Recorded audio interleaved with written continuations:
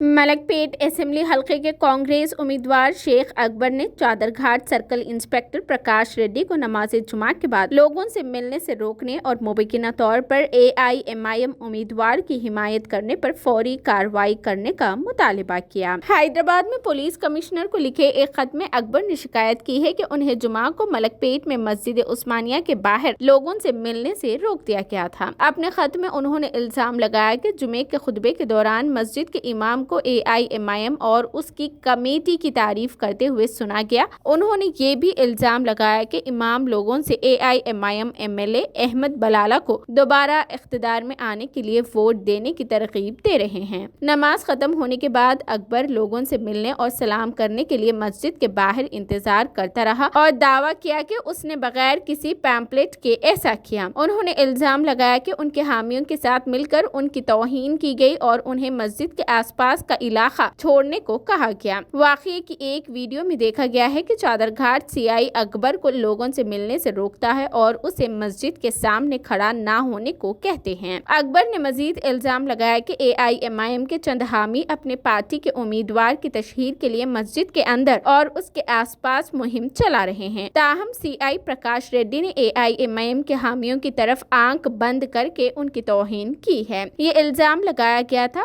और CI के इक़दामात की मजम्मत करते हुए अकबर ने हैदराबाद CP से CI प्रकाश रेड्डी के खिलाफ फौरी कार्रवाई करने की दरख्वास्त की। नमाज जुमा के बाद BRS कांग्रेस कारकुनान मुसलमानों से मिल रहे हैं। X यानी ट्विटर पर सामने आने वाले एक और वीडियो में BRS और कांग्रेस दोनों कारकुनान नमाज जुमा के बाद कोटला यानी जगतियाल में जामा मस्जिद के बाहर मुसलमानों से पुरअमन तौर पर मिलते हुए देखे गए हैं।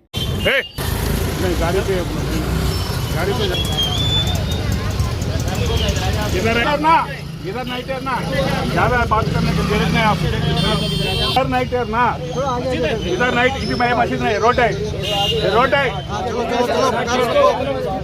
ठीक है, चलो चलो यहाँ पे ट्रैफिक नहीं, चलो ये चलो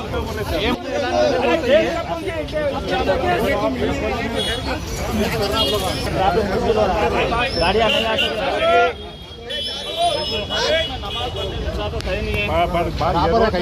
क्या कर रहे हम? क्या करें साहब, मुलाकात नहीं करना, क्या बोलो क्या बोलो।